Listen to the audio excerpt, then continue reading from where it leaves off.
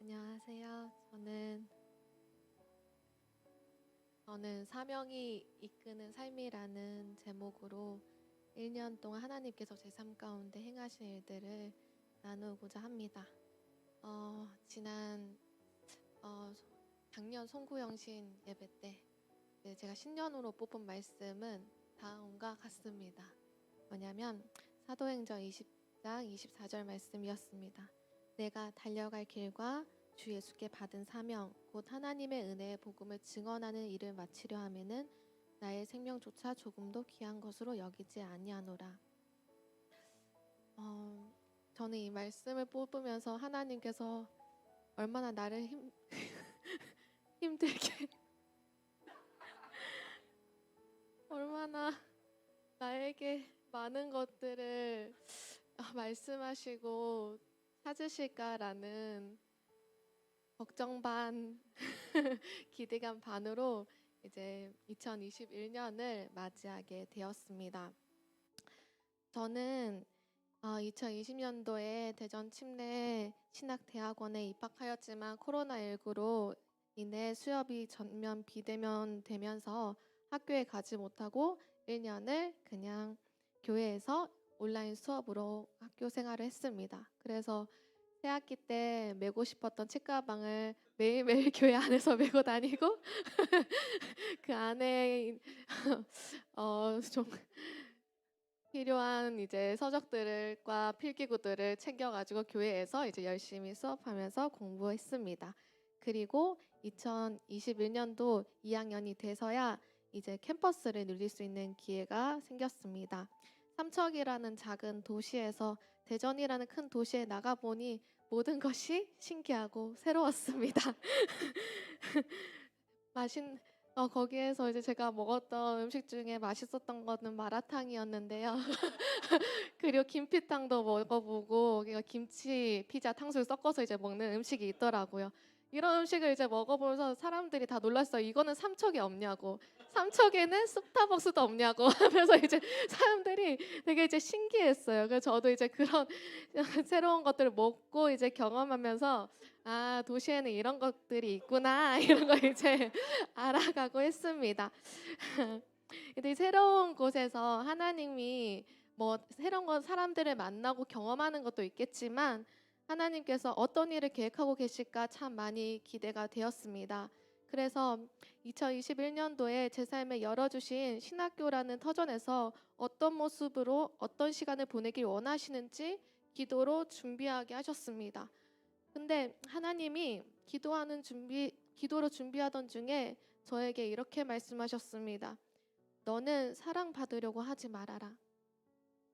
이미 내게 부어주신 사랑을 믿음으로 사용해서 영혼들을 사랑으로 섬기라고 하셨습니다. 그때부터 그 음성을 듣고 나서 새 학기에 만나는 사람들마다 저한테 자기 안에 있는 어려움들과 지난 과거에 자라왔던 삶의 배경으로 인해서 가진 상처와 아픔들을 저한테 털어놓게 됐고 그런 영혼들을 하나님께서 만나게 하셨습니다. 참 신기했습니다. 교회에서 제가 이때까지 하나님 안에서 저의 상처를 치유하고 회복하는 시간들을 경험하게 하시고 또 다른 영혼들을 그와 같은 제가 받았던 사랑으로 섬길 수 있는 기회가 열렸다라는 것 자체가 참 신기하고 감사했습니다. 그렇게 학교에서 신학을 배우는 것과 더불어 영혼들을 어떻게 사랑으로 섬기고 마음이 상한 영혼들을 어떻게 돌보는지 하나님께서 배우게 하시면서 제 삶에는 교회에서도 사역을 하고 있었지만 학교에서도 사역을 해야 되는 이제 두 가지 상황이 제 삶 가운데 열렸습니다. 그렇게 학교를 다니면서 매일매일이 감사하고 하나님이 보여주시는 영혼들을 품고 중보하고 그들의 이야기를 들어주는 것에 대해서 너무나도 기쁘고 감사했는데 제가 한 가지 어려운 문제를 맞닥뜨리게 되었습니다. 그것은 바로 저와 같은 또래의 사람들과 소통하면서 겪는 어려움이었습니다. 제가 주님 안에서 성장한 시간들이 있었는데 그 시간들은 세상에서 좀 구별되는 시간들이었어요. 그래서 또래들이 저한테 장난치거나 이제 세상에서 사용하는 언어들을 쓸 때 저는 눈만 꿈뻑꿈뻑거리고 고개만 끄덕끄덕하고 가만히 있는 거예요. 그래서 이 사람들의 이 장난과 이 세상의 소통들을 내가 어떻게 반응하고 또 어떻게 내가 표현을 해야 되는지 참 막막했습니다. 근데 반대로 제가 하나님이 제 삶에 치유해 주시고 회복해 주신 간증들을 그들에게 나눴을 때 그들의 표정은 제가 가졌던 표정과 똑같은 표정을 하고 있는 거예요. 고, 고개는 끄덕끄덕거리고 눈만 꿈뻑꿈뻑하고 있는 거예요. 이건 뭐지? 소통이 뭔가 되지 않는 이런 부딪힘을 경험하면서 뭔가 좀 문제가 있다라는 생각을 하게 되었습니다. 저는 또래들에 비해 상대적으로 자기의 생각과 감정을 표현하는데 뭔가 어려움과 부족함이 있다라는 걸 발견하게 되었고요. 그리고 하나님이 그 이유와 원인에 대해서 말씀해 주셨는데 그게 무엇이냐면 음, 어, 저에게 있어서 교회는 가정이자 완벽한 가정이자 하나님의 사랑을 느낄 수 있는 완전한 장소였습니다. 불완전한 가정에서 자란 저는 불안했기 때문에 하나님 안에서 만난 완전한 교회라는 가정에 꼭 붙어 있어야만 했습니다. 그래서 저의 감정과 생각을 최대한 누르고 하나님이 원하시는 일에는 딴 생각을 품지 않고 열심을 다해 순종하며 달려왔습니다. 순종에는 열매가 따르기 때문에 하나님 안에서 영적인 성장을 이루었지만 제 나이 또래에 고민하고 씨름할 수 있는 정서적인 부분에는 성장이 멈춰 있었습니다. 그런데 하나님이 때가 되니까 저의 이런 부분에 회복을 주고 싶어 하셨습니다. 저의 생각과 감정들을 회복시키셔서 하나님과 더욱 인격적인 관계, 더 깊은 관계를 맺기를 원하셨습니다. 그래서 그렇게 정서적인 성장이 내 삶에 멈춰 있는 것에 대해서 민수 목사님과 상담하던 중에 목사님께서 기도 콜링을 해주셨습니다. 너가 정서적인 성장이 멈춰 있었던 시간만큼 다시 살아갈 수는 없다. 하나님은 능력의 하나님이다. 기도 자리에 나아가라. 내 정서적인 성장이 이루어질 수 있도록 기도해라. 그렇게 목사님께서 기도 콜링을 하셨습니다. 그래서 학교에 가자마자 제가 먼저 한 일은 기도처소를 찾는 일이었습니다. 여러 곳을 찾아다니면서 기도하기 시작을 했습니다. 그리고 내 삶에 하나님이 일하실 수 있는 자리를 찾아갔습니다. 그리고 무엇보다 제 안에 절박한 심정이 있었습니다. 제가 정서적인 성장이 멈춰있던 시간만큼 앞으로 그 시간을 또 보내면서 정서적인 성장을 이루어야 될 수는 없었습니다. 그래서 주님께 부르짖고 또 부르짖으며 주님 앞에 나아갔을 때 주님은 일주일 만에 정서적인 성장을 제 안에 시켜주셨습니다. 제가 가진 생각과 감정을 표현하는 것에 자유롭게 회복시켜 주셨습니다. 관계를 하며 내가 변화되었다라는 것을 더 확신할 수 있었습니다. 이전과 다르게 두려움에 기반한 정서적인 억눌림들이 자유케 되면서 사고와 감정의 폭이 확 넓어졌습니다. 그렇게 기도의 능력을 경험하고 나니까 기도하면 하나님이 일하신다라는 것을 확신할 수 있었고 더욱 기도 자리에 나아가기 시작했습니다. 처음에 타지에서 기도할 공간을 찾기는 쉽지 않았습니다. 코로나 때문에 학교에서는 기도실 자체를 폐쇄했기 때문에 어디서 기도해야 될지 참 고민되고 하나님께 기도할 수 있는 공간을 열어달라고 기도하면서 찾아다니기 시작을 했습니다. 그런데 감사하게 학교 후문에 한 교회가 기도할 수 있는 공간을 마련해 주어서 그곳에서 찾아가서 기도할 수도 있었고 그 다음으로는 제가 기숙사에서 2인실을 사용하고 있었는데 갑자기 룸메이트가 나가게 되면서 제가 1인실을 쓰게 된 거예요. 그러면서 제 방은 제가 원할 때마다 사용할 수 있는 기도처소가 되었습니다. 그리고 코로나라서 학교 기도실은 폐쇄되어 있었는데 하나님이 전략을 주셔서 아침에 일찍 나가 수업을 준비하는 학생들을 위해서 얼마든지 열려있는 강의실을 사용하라는 마음을 주셨습니다. 그렇게 아침 일찍 7시 반에 나가서 1시간 반, 1시간 학교에서 기도하고 방에서는 잠들 때 기도하고 또 학교 앞에 있는 교회 찾아가서 기도하면서 제 삶에는 기도의 문이 계속 열리기 시작을 했습니다. 그렇게 제가 가는 곳곳마다 기도할 수 있는 공간을 하나님께서 준비시켜 주셨는데 제가 그렇게 기도하고 기도실을 찾아다니는 모습을 보고 몇몇 신학생들을 하나님께서 보내주셔서 학교에서 이제 같이 기도를 하게 된 거예요. 처음에는 개인 영성 관리를 위해 시작한 기도가 무리지어 함께 기도하는 자리가 되었습니다. 학기 중에 많을 때는 열댓 명, 적을 때는 네다섯 명 유동성은 있었지만 아침마다 예배와 기도로 함께 기도하게 하셨습니다. 그러던 어느 날 아침에 학교에서 기도하는데 주님이 신학교는 교회다라는 마음을 주셨습니다. 이 문장은 제 마음 가운데 불처럼 떨어져서 하나님 앞에 뜨겁게 부르짖으며 기도하게 했습니다. 많은 신학생들이 목회자가 되기 위해서 1년의 과정으로 신학을 배우고 있습니다.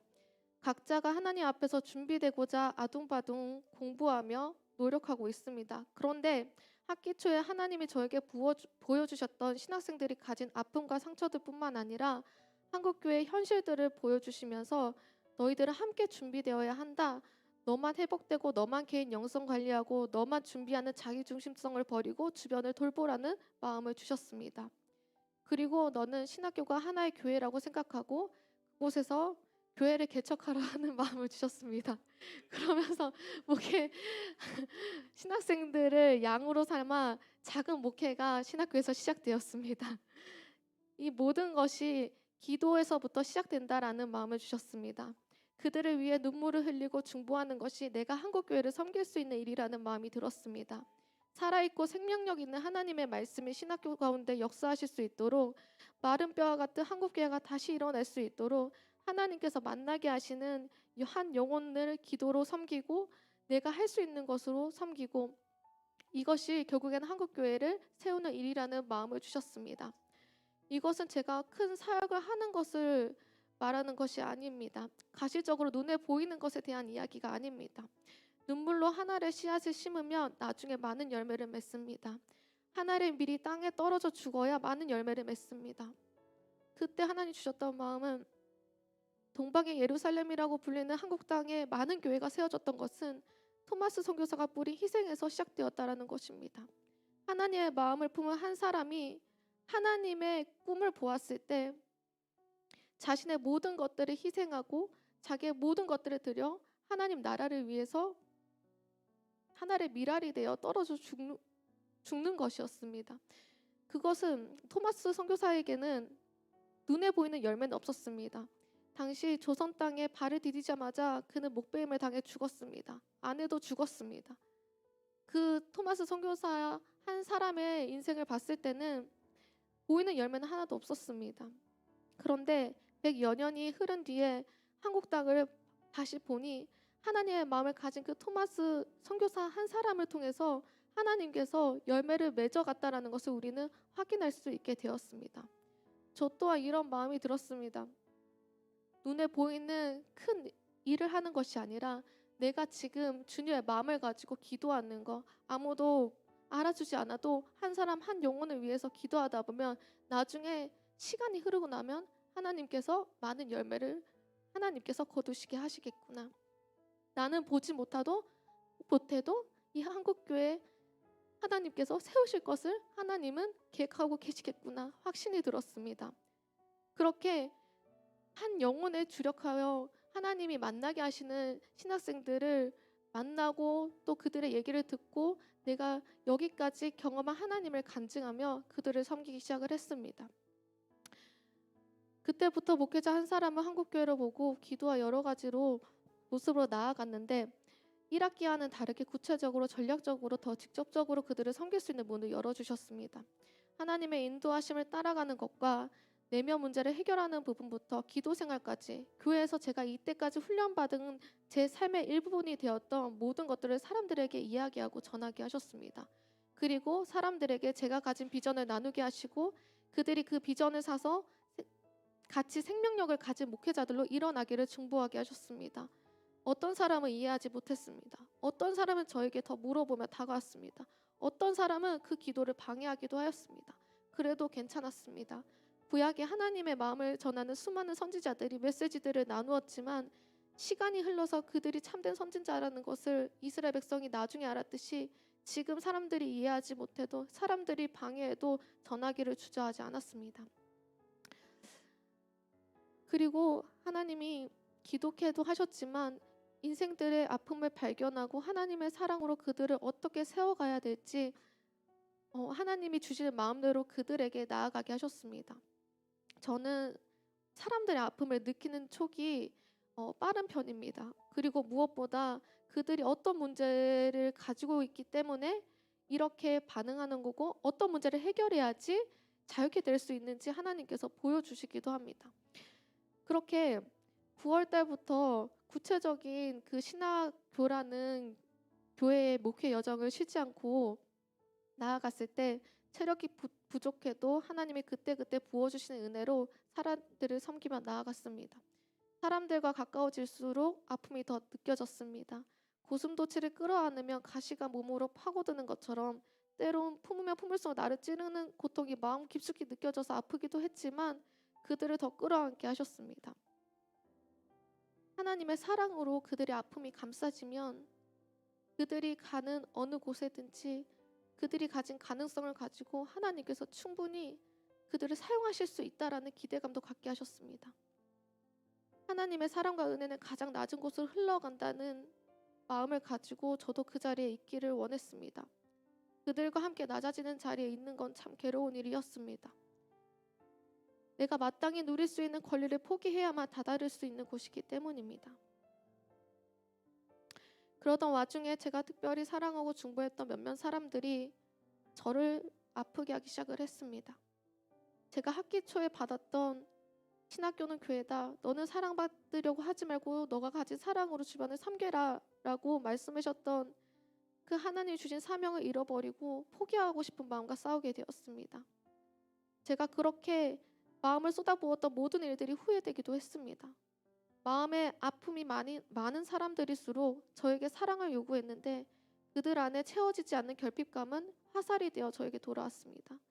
인생들이 가진 왜곡된 시각들에 대해서 알았지만 교회 밖에서 그리고 신학교라는 곳에서 나의 어떻게 보면 동력자라고 할 수 있는 사람들로부터 그 아픔을 겪게 되니 저에게는 또 다른 힘듦으로 다가왔습니다. 내면에서는 그들을 향한 분이 올라왔고 배신감도 느껴졌습니다. 그러나 하나님은 선하셔서 이 모든 상황을 들어서 저를 정결케 하는 통로로 사용하셨습니다. 하나님은 오히려 저에게 너는 왜 그들을 향해 분노하고 있느냐라고 물어보셨습니다. 그때 하나님은 제 마음 깊은 구석에 자리 잡은 아픔을 보게 하셨습니다. 저는 사람들의 아픔을 공감하고 사람들의 마음을 잘 읽고 사람들에게 진심으로 마음을 쏟으며 그들을 사랑했습니다. 그런데 그렇게 마음을 쏟은 만큼 잘 반응하지 않는 그들을 향해 제가 분노하고 있다라고 말씀하시면서 그 원인이 제 안에 있는 외로움 때문이라는 것을 알려주셨습니다. 저는 자라면서 부모님이 윤정아 너 생각은 어때? 너 마음은 어때? 라는 질문을 들어본 적이 부모님이 질문해 주지 않으셨습니다. 그래서 저는 정서적인 교류가 적은 불안정한 가정에서 성장했기 때문에 사실 상대방의 마음을 헤아리고 공감하는 부분이 결여를 가지고 있어야 정상인데 반대로 상대의 마음이 너무 잘 읽혀지고 그들의 마음을 만지고 공감하는데 특화되어 있었습니다. 이것이 제가 관계할 때 스스로 장점이라 느끼는 부분이었고 사역할 때도 마찬가지였습니다. 그런데 이 모든 것이 어렸을 때 정서적인 부분의 공급을 받지 못했기 때문에 반대로 제가 너무 원해서 만들어진 모습이라는 것을 알게 하셨습니다. 다른 건 다 부족해도 이 모습만큼은 남들 부끄럽지 않게 자랑할 수 있는 부분이었는데 이것이 외로움이라는 결핍으로 시작된 모습이라는 것을 알게 되면서 제 모든 기반이 무너지는 것을 경험하게 되었습니다. 제가 이때까지 관계하고 사역해왔던 모든 기반을 하나님께서 무너뜨리셨습니다. 그러고 나니 안 그래도 불안정한 가정에서 태어나서 없다고 생각한 부분들이 많았었는데 조금이라도 가정의 관계 잘하는 거, 사람들의 마음을 만지는 거라고 생각을 했는데 그게 외로움 때문에 만들어진 모습이라고 생각하니 제가 아무것도 아닌 사람처럼 느껴졌습니다. 사역자로서도 아무것도 아닌 것처럼 느껴졌습니다. 더 이상 어떻게 관계와 사역을 해야 할지 모르는 상태에 이르게 되었습니다. 그렇게 모든 사명을 감당하는 저의 자리, 저의 시간들은 멈추게 되었습니다. 그리고 하나님 앞에 더 이상 저는 이런 마음으로 관계하고 싶지 않고 이런 마음으로 사역하고 싶지 않다고 고백하며 나를 고쳐달라고 기도하며 나아갔습니다. 그런 저에게 하나님은 찾아오셔서 제가 좀 생각했던 것과는 다른 방식으로 말씀하기 시작하셨습니다. 저는 외로움으로부터 만들어진 제 모습이 너무 싫었기 때문에 잘못된 동기로 사역하고 관계했다라는 것이 너무 싫었기 때문에 하나님이 저를 손가락질하고 계신다고 느껴졌습니다. 그래서 제가 관계할 자격도 없이 느껴졌고 사역을 해야 할 수 있는 자격이 없다고 느껴졌습니다. 그래서 어떻게든 이 외로움의 동기로 관계를 하고 사역을 했던 이 죄된 모습을 회개를 통해 자유를 누리길 원했는데 하나님은 그런 저에게 다가오셔서 이렇게 말씀하셨습니다. 윤정아, 너의 어떠함 때문에 내가 너를 사용한다고 생각해? 윤정아, 너의 어떠함 때문에 내가 너를 사랑한다고 생각해? 죄에 대해서 물으시는 것이 아니라 근본적으로 내가 죄의 올무에 빠질 수밖에 없었던 나의 뿌리에 대한 질문을 하나님께서는 던지셨습니다. 나의 어떠함 때문에 하나님께 사용받는 것도 아니고 나의 어떠함 때문에 하나님께 사랑받는 것도 아니고 나의 어떠함이 사명을 감당하는 조건도 나의 어떠함이 사랑받는 조건이 되지 않는다라는 것을 하나님은 알게 하셨습니다. 조건 없는 하나님 사랑 안에서 내 외로움과 두려움을 그때부터 오픈하기 시작을 했습니다. 어린 시절 나에게 정서적 공급을 주지 않았던 부모님으로부터 받았던 아픔을 직면하게 하셨습니다. 그리고 부모님을 용서하고 외로움을 대신하기 위해 애쓰고 노력해 만들어왔던 나의 모습을 직면하고 나 자신을 용서하는 시간도 가졌습니다.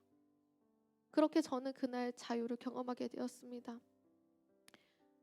그런데 자유를 경험했음에도 학교에서 교회에 돌아오면 자꾸 외로움이 느껴졌습니다. 그리고 그 외로움을 감추고자 애쓰고 노력하는 모습을 계속 만나게 되었습니다. 그리고 그 모습을 볼 때마다 또 내 안에서는 나 자신을 향한 분노가 느껴졌습니다. 생각과 감정의 공격들이 계속되는 중에 목사님과 대화하는 시간을 갖게 되었습니다.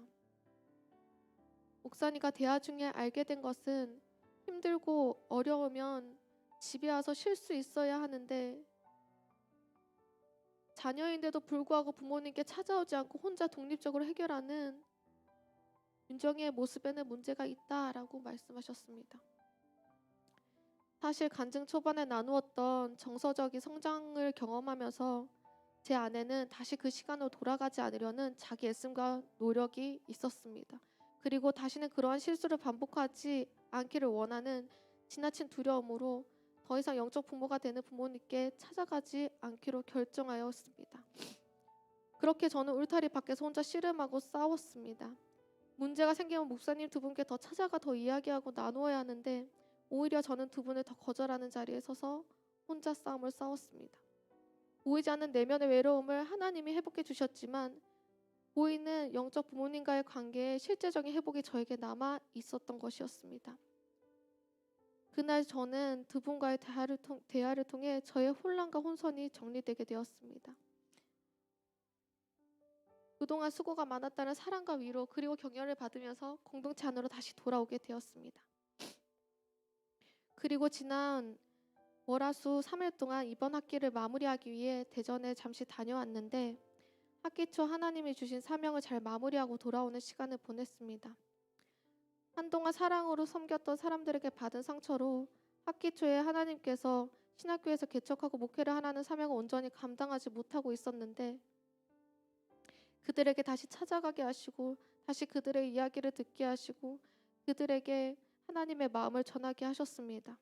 그렇게 한 사람 한 사람 섬기는 시간을 갖고 마음이 상한 영혼들을 다시 만나게 하시면서 하나님은 참 많이 울게 하셨습니다. 하나님이 얼마나 그들을 사랑하시는지 하나님의 마음이 부어지기 시작을 하고 그들의 아픔을 중보하는 마음이 다시 부어지기 시작을 했습니다. 그리고 말씀들을 눈에 보여주기 시작을 하시는데 제 짐을 정리하면서 한쪽 구석에 처박아 놨던 책갈피가 눈에 들어왔습니다. 받을 당시에는 저와 상관없는 말씀이라는 생각에 아쉬움이 있었는데 어, 이거를 발견하게 되었어요. 친구는 사랑이 끊어지지 아니하며 형제는 위급한 때를 위하여 낳느니라. 이 말씀을 보니까 하나님이 신학교에서 만나게 해주신 영혼들을 떠올리며 또 울게 하셨습니다. 그리고 제가 어떤 시간을 보내고 있는지 모르는 분이 또 선물을 주셨는데 저에 대해서 이렇게 코멘트를 주셨습니다. 많은 영혼들의 마음 안고 울어주는 귀한 윤정 이렇게 보내면서 선물을 주었습니다.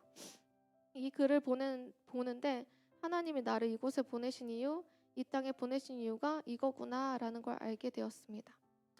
버스에서 내려오는 내내 주님의 마음이 부어지고 감사해서 잠도 오지 않고 울면서 기도하며 내려왔습니다. 성탄절 이 땅에 낮고 낮은 자리에 인간의 몸을 입고 오신 예수님, 그 예수님처럼 저 또한 그 자리에 있기를 원하는 마음이 올라오기 시작을 했습니다. 이것을 위해 나를 이 땅에 보내셨음을 나의 사명임을 깨달으며 다시 또 생각나는 사람들 위해 기도하게 하셨습니다. 이번 시간을 보내면서 하나님이 2021년 저에게 주신 말씀대로 이끄시고 마무리하시는 것을 보게 되었습니다. 주 예수께 받은 사명, 너는 사랑받으려고 하지 마라. 이미 내 안에 있는 사랑을 꺼내서 사용해라. 신학교는 교회다. 목회자 한 사람을 섬기는 것은 한국교회를 섬기는 것이다. 하나님은 제 삶 가운데 성실하게 말씀으로 사명을 일깨우고 사명을 감당하게 하셨습니다. 그리고 그 사랑은 하나님의 사랑 안에서 하나님이 저에게 붙여주신 몸된 교회라는 울타리 안에서 안정적이고 견고하게 되었습니다. 제가 사명이 있음에도 불구하고 헤매이었던 것은 보이는 하나님이 나에게 주신 사랑의 울타리인 교회 안에 들어오지 않았기 때문이었다라는 것을 알게 하셨습니다. 사명은 하나님의 말씀으로 시작되지만 하나님이 만나게 하시는 가족 공동체 안에서 능히 감당할 수 있게 됩니다. 사명을 감당하는 어렵고 힘들 수 있지만 하나님은 몸된 교회의 공동체 안에서 그것들을 함께 나누게 하시고 또 그 사명을 감당할 수 있도록 하나님은 교회를 붙여주시고 영적 부모님을 만나게 하십니다. 우리도 여기 계신 모든 분들도 하나님이 주신 사명을 만나는 복된 교회에 있다라는 것을 함께 감사할 수 있었으면 좋겠습니다. 그래서 2021년 얼마 남지 않았는데 이 교회 안에서 여러분의 삶 가운데 사명이 회복되기를 축복합니다. 감사합니다.